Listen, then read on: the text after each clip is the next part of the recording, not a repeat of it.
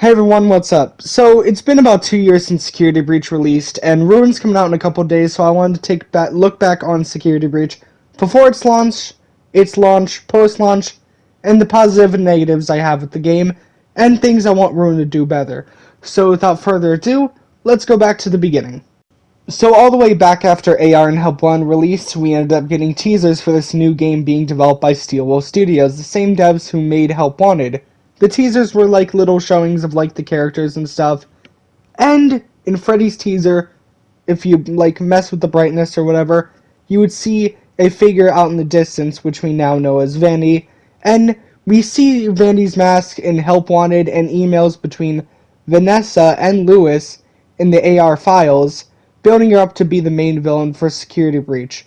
More teasers came by showing Vanny, Vanessa, more of the characters, and the trailers are interesting because the two first trailers are very different from what we got, and there's a lot of cut content and story plots, but we never got any of them. Yeah, I'll get back to these later. The more stuff we got, the more hyped we got. We were getting this new free roam FNAF game with hide-and-seek style gameplay, which I know some people like and some don't.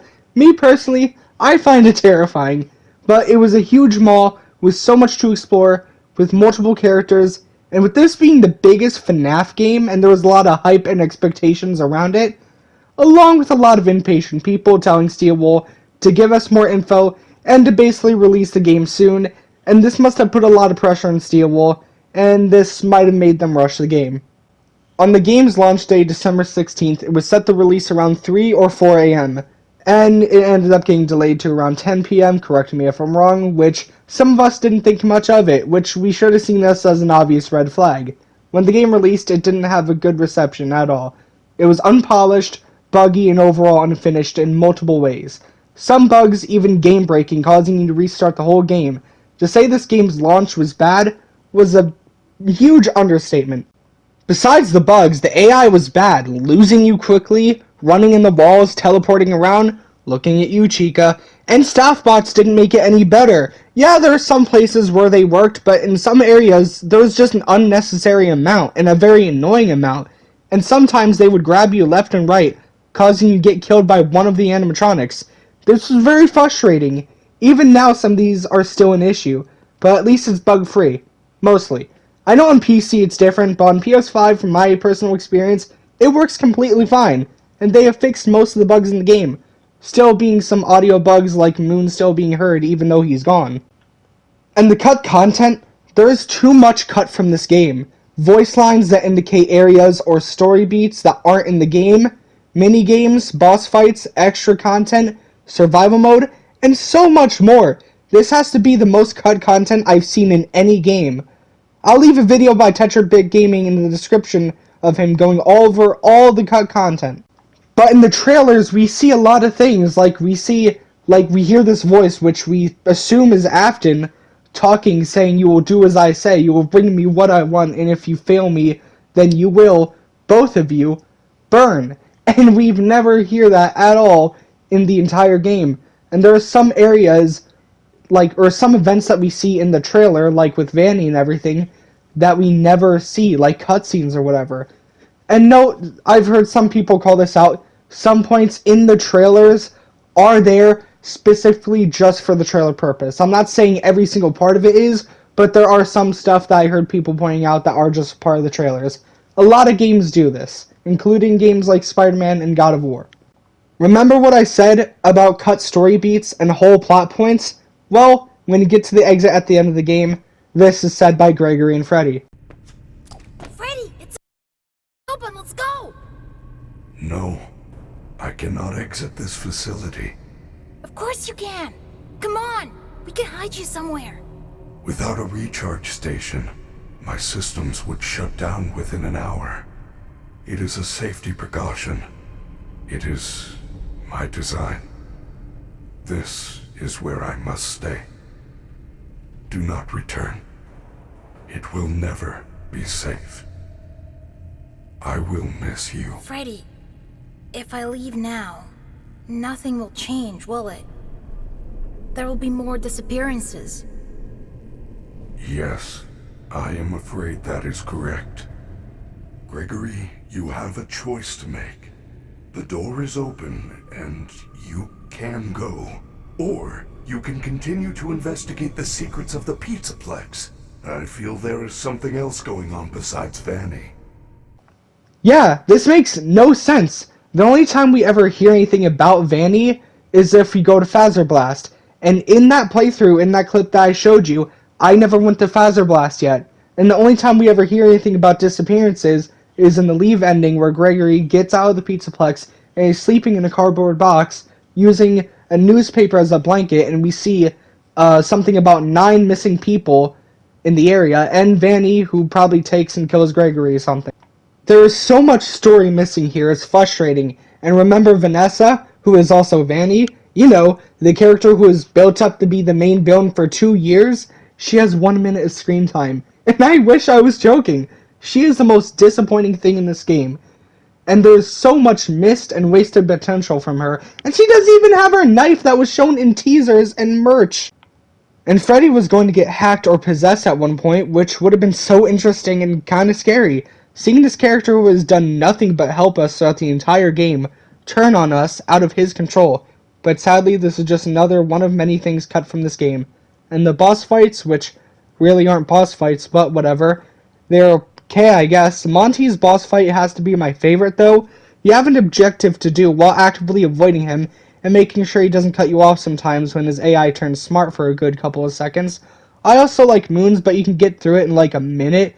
Chica and Roxy's really is just running through this area. In fact, you can get through this whole game just by running by everything. And then there's the elephant in the room. Burntrap and the Blob. So Afton is back, again, somehow. Now there is a mimic theory, which I hope is true because it would be better than having Henry's plan fail and his whole speech mean almost nothing. I'm also going to go with the theory that the Blob is not possessed by all the children and is still full of agony because it, again, would mean that the ending of FNAF 6 meant nothing. And Burntrap's boss, while though it's interesting, it really isn't exciting. It's just close the door on Chica, vent on Monty, scare Roxy away using Chica's voice box, and avoiding the Blob's tentacle wire things, all while burning Burntrap, and get a very anticlimactic ending, where Freddy and Gregory escape the Pizzaplex, and, well, yeah, that's it. Also, the Blob does take Burntrap somewhere, but this is definitely the canon ending, and it's even called that in the files. It's literally called the true ending. There's also all the endings. There's the escape ending, where Gregory leaves and is taken by Vanny. The fire escape ending, where Freddy for some reason burns the place down knowing his friends are there and doesn't even mention that they're beyond saving. And Vanny grabs Gregory on the roof, only for Freddy to be able to see her because of Roxy's eyes, and throws both him and Vanny off the building. Then Gregory runs down, unmasks Vanny to see Vanessa. Then we see Vanessa looking down from the roof, which has sparked a lot of confusion. But Vanessa is Vanny. It got confirmed by merch and the Princess Quest ending. One where they use a car to escape, which is funny and charming, along with Gregory using the car battery to charge Freddy. It's a nice little joke ending. Then there's the other two important endings, where the Vanny ending and the Princess Quest ending.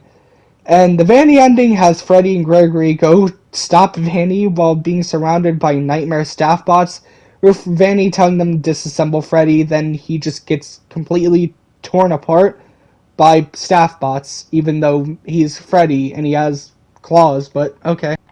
Going up to Vanny's hideout, we do the same thing to her, and even though we don't see what happens to Freddy, we only see the aftermath, knowing that this happened to Vanny, and knowing that she is human, it's very gruesome and honestly kind of disturbing.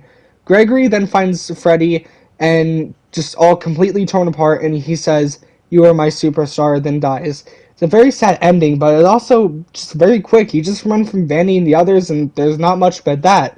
Now, Princess Quest ending. The only interesting ending alongside the Burntrap ending. In order to do the Princess Quest ending, we have to play all 3 Princess Quest arcade games, with the third one being in the Vanny ending at Vanny's hideout. Doing this, you kill Glitchtrap and free Vanessa, leaving the Pizzaplex and bringing Freddy's head with you. These endings are something. Some are good, but there's not enough for them to be satisfying or rewarding, besides, well, maybe the Princess Quest ending.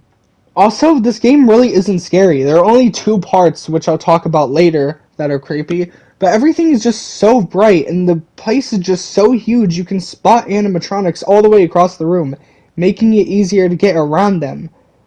And the designs, although with them being cool, they really aren't scary until like they're shattered, and Burn Trap is pretty disturbing. And better than Scrap Trap, the daycare attendant is creepy, and the mini Music Mans are very unsettling. So that's most of my negatives about the game out of the way. Now time for the positives. Well, like I said, even though the designs aren't scary aside from mini Music Mans, the daycare attendants, and burn traps, that doesn't mean the designs are bad. They're actually really good, and I love each character's personalities, especially Freddy and Roxy. Chica on her own when searching for you does creep me out a lot. With the way she talks to you, with the stuff she says, and her head tilted with her eyes and head twitching, and never knowing if she's just gonna slightly run at you or go full frickin' COD Zombie super sprint mode, and not knowing if you're gonna get away from her. And the Pizzaplex is just amazing. Monty's area, design-wise, has to be one of my favorite areas in the game.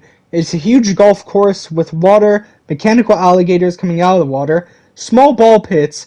It's such a cool area. Although I really don't like golf, the area is cool and the music playing there is nice. In fact, this game has an amazing soundtrack, from the opening theme to the ending theme, and DJ Music Man's theme freaking slaps. And just, he has an amazing design, and he better be in the Ruin DLC, just saying. I love Fazer Blast, and I always have fun going through it, and the DJ Music Man area is one of my favorite parts of the game, along with the music, Chica and Monty after you while DJ Music Man is crawling around, and DJ Music Man chasing you at the end. It's such an amazing part, and it is very, very fun. And the Pizzaplex overall is a very amazing place. It's a place I would want to go to if it was real. It's such a fun place with so many things to do and explore. Now on to the two scary parts that people seem to like the most about the game and say are the best parts of it are the daycare area and the parts and service area. The daycare area is so freaking creepy when the lights go out and you have to distract Moon while trying to find the generators and turning them on. Moon and the daycare attendant as a whole is very creepy, but is also very underused, and some people complain about the generators being in the player areas where kids can get them, and that doesn't make sense. But I think it shows what little safety this place has, and that Fazbear Entertainment has almost little care about it, and it isn't their top priority. Even looking at some of the messages, you hear complaints about the animatronics malfunctioning at parties, and more, showing that Fazbear Entertainment is terrible at safety and at managing the animatronics and making sure they work properly. And you can find a message called "It's Happening Again," saying that, why is this place still open? Everyone remembers what happened to those kids, which might be referencing past events in the series, or something at the Pizzaplex that happened that we don't know about. Then the Endo section. This part absolutely terrifies me. The Endos act like weeping angels, which, if you don't know what they are, basically when you look at them, they don't do anything, but when you look away, they move towards you very quickly and kill you. The Weeping Angels type parts in games are absolutely terrifying, and I'm glad, and at the same time scared that they're returning in Ruin. It's even more intense at the end of this section when there's a whole group of them after you, walking backwards, then turning around because you backed up on something and adjusting yourself, only to hear their footsteps getting closer and louder, then turning around and only to see them a couple feet away from you. It's freaking terrifying. Also, quick mention about the vents with the mini Music Man. It's very creepy and it always creeps me out. Those things behind you and just hearing their little footsteps walking closer to you, it's very unsettling. Also, the animation and graphics are so freaking good. It makes sense considering some of the people who worked at Steelwool, worked at Pixar, and worked at Telltale Games. Telltale, who are the ones responsible for one of the best game series of all time, The Walking Dead. The art in this game is so freaking good, and there's no doubt about that there are some very talented people at Steelwool. Another little thing I love is the ambience in this game, along with the whole soundtrack, which is on YouTube and Spotify, so I recommend giving it a listen. There are even some cut tracks from the game that you might have not heard. So overall, Security Breach isn't a great game, but it's not a terrible game. It's fun, enjoyable, and it's fun to go to the broken version and break the game in so many ways, and watching people do the same.